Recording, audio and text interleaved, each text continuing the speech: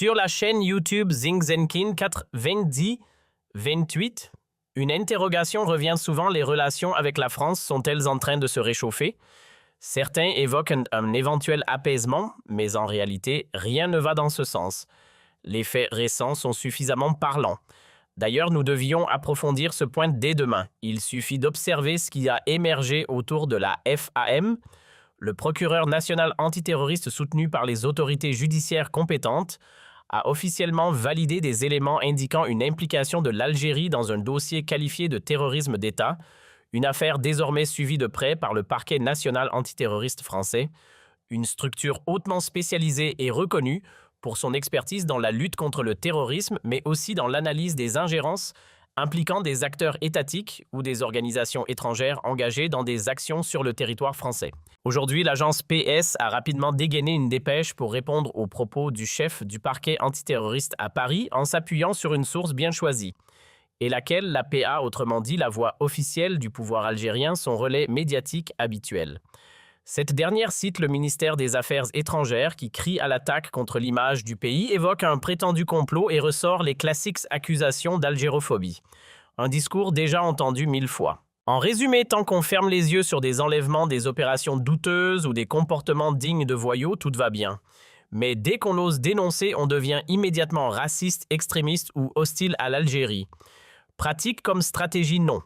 Dans cette logique absurde, refuser les kidnappings, condamner les agressions visant des opposants, dénoncer les intimidations, les menaces ou les atteintes à l'intégrité physique de figures algériennes réfugiées en France, ce serait donc un acte de xénophobie, et s'opposer aux ingérences d'un régime dans les affaires internes françaises, ce serait basculer à l'extrême droite. Franchement, on marche sur la tête, il n'y aura aucun rapprochement car la justice française ne parle pas dans le vide, elle accumule éléments, indices et preuves, et poursuit ses investigations bien au-delà de ce que beaucoup imaginent. Elle sait déjà que des responsables algériens sont directement impliqués dans l'affaire MDZ, et ce dossier n'est d'ailleurs qu'un parmi d'autres suivis par le parquet antiterroriste. On en parle moins, mais souvenez-vous de ce dossier explosif lié à l'espionnage à Bercy, où un agent franco-algérien s'est retrouvé au cœur d'une affaire trouble marquée aussi par des pressions et du harcèlement au passage, excusez-moi. Tout remonte à la fin de l'année 2024, moment où l'affaire a éclaté avant d'être largement médiatisée quelques mois plus tard, entre mars et avril 2025. Ce que les services français ont découvert est loin d'être anodin. Ils ont interpellé un individu cadre franco-algérien impliqué dans la récupération illégale de documents officiels et l'intrusion dans des bases de données sensibles de l'administration française. Ces informations ont ensuite été transmises aux services de renseignement algériens, notamment via Oussamadine Bouziz, vice-consul d'Algérie à Créteil, mais aussi officier de haut rang au sein des services secrets. Et comme si cela ne suffisait pas, cet agent s'est retrouvé piégé dans une affaire de chantage mêlant intimidation et compromission, notamment à travers une vidéo à caractère intime. On l'a même vu récemment, visage flouté dans une émission d'investigation. Et il faut être clair, ce n'est pas un cas isolé.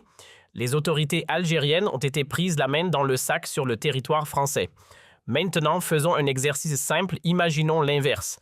Supposons que l'Algérie arrête un de ses propres fonctionnaires pour avoir siphonné des données confidentielles de l'État afin de les transmettre à la France.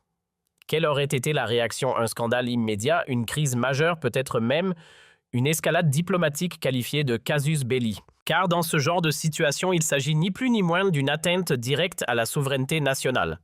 Soyons honnêtes, une seconde, aucun État au monde n'accepterait qu'une puissance étrangère, et encore moins ses services de renseignement mènent des opérations lourdes sur son propre territoire. L'Algérie, la première, crierait immédiatement à l'atteinte à sa souveraineté si de tels actes étaient commis chez elle. Pourtant, pendant qu'on focalise toute l'attention sur l'affaire FAM ou MDZ, on oublie un épisode tout aussi préoccupant. Et vous avez raison de me le rappeler, j'y reviendrai plus en détail. L'affaire d'espionnage à Bercy, par exemple, un individu a exploité une relation intime pour manipuler et accéder à des informations sensibles de l'administration française. Ce n'est pas un simple dérapage, c'est une intrusion grave dans la sécurité nationale qui laisse entendre que les services algériens disposaient non seulement des moyens, mais aussi de la capacité d'infiltrer d'autres structures en France. Et dans ce contexte, voir la France chercher à se protéger n'a rien de surprenant. À sa place, n'importe quel pays, y compris le mien, aurait réagi exactement de la même manière. Si des opérations clandestines étrangères avaient été menées sur le sol algérien, je les aurais dénoncées sans hésitation, sans la moindre tolérance. Voilà où nous en sommes aujourd'hui. Et pendant ce temps, sur TikTok, certains évoquent le général Belgasimbi. Honnêtement, je ne le connais pas personnellement. Tu parles bien du responsable lié à la sécurité présidentielle, la DGSPP. Si c'est le cas, oui, il fait partie des figures proches du cercle de pouvoir autour de Tebboune. Mais soyons clairs, je n'ai pas d'informations précises ou approfondies sur lui. On sait qu'il gravite dans des réseaux d'affaires, que des membres de son entourage sont actifs économiquement et qu'il entretient des liens avec certaines figures influentes. Mais encore une fois, ce n'est pas une personne en particulier qui nous intéresse ici. Ce qui compte, c'est la lecture globale de la scène politique et de l'actualité algérienne. Oui, je vois très bien de qui tu parles, Lourd. On s'est penché rapidement sur ce profil, mais honnêtement, il n'y a pas matière à en faire un dossier majeur. Il existe des figures bien plus centrales, bien plus puissantes dans les cercles du pouvoir. Ce n'est ni B, ni Hamadash, ni Ka Saïd, ni même Chengria. Bref, on n'est pas face à un poids lourd du régime. Disons-le autrement, c'est quelqu'un qui compte certes, mais qui ne tire pas les ficelles. Maintenant, si tu veux qu'on creuse davantage, pourquoi pas? Si tu disposes d'éléments d'information ou même de simples pistes, fais-les-nous parvenir. Tu peux nous écrire directement par mail, c'est très simple, ou passer par les messages privés sur TikTok, YouTube ou Facebook. On reste ouvert à tout ce qui peut enrichir l'enquête. Et justement, en parlant d'échange, je vois passer une remarque sur TikTok. Quelqu'un évoque un récent procès en Algérie impliquant des espions travaillant pour la France. Oui, bien sûr, ce sujet a déjà été abordé. On a parlé de cette affaire, du jugement rendu à Alger et du rôle d'un ancien cadre lié à l'ambassade française. Tout cela a été traité et analysé. Donc venir aujourd'hui faire la leçon à celui qui a mis en lumière des relations ambiguës, des proximités troublantes et des avantages pour le moins discutables entre certains acteurs et l'État français, c'est assez ironique. Et pour être clair, celui qui a exposé ces éléments, c'est moi. Quand la France s'aventure dans des zones grises en Algérie, quand elle flirte avec des pratiques ambiguës ou des manœuvres discutables, je ne fais pas semblant de ne pas voir, au contraire, je le dis clairement sans détour. Je l'ai déjà fait et je continuerai. L'affaire Benchir en est d'ailleurs une illustration parlante. On y observe des dynamiques qui frôlent parfois l'ingérence, voire des méthodes proches du renseignement officieux portées par certains réseaux d'influence français sur place. Oui, ces sujets, je les aborde sans hésitation. Mais il faut aussi garder un minimum de cohérence, contrairement à ce qu'on observe du côté du régime Tebboune ou de certains services algériens. La France, elle n'a jamais cherché à éliminer physiquement un opposant réfugié à l'étranger. Et ça, c'est un point essentiel. Soyons sérieux, la France n'a jamais organisé l'enlèvement d'une personnalité pour l'exécuter sur un territoire étranger. Jamais. Que les services de renseignement s'espionnent mutuellement, c'est presque la règle du jeu, que ce soit d'un côté ou de l'autre. Mais tout dépend des cibles.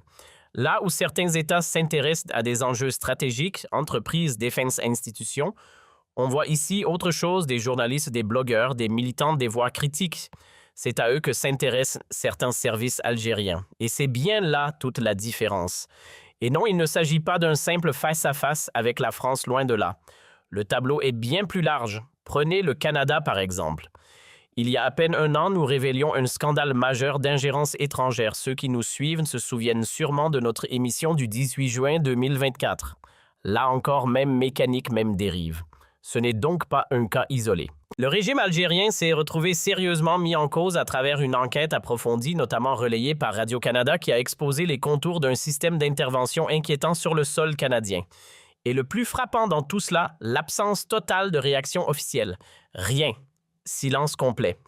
Pourtant, les éléments évoqués sont lourds. Le consulat général d'Algérie à Montréal aurait été impliqué dans la mise en place d'opérations coordonnées visant à exercer pression, intimidation et même chantage sur des citoyens binationaux installés au Québec. Autrement dit, dès qu'un pays devient un refuge pour des opposants ou des voix critiques, il semble se transformer en terrain d'intervention pour ce type de pratique. Là où il y a contestation, là où des activistes s'expriment librement, certains mécanismes se mettent en marche et ouvrent la voie à des dérives inacceptables. Oui, totalement inacceptables.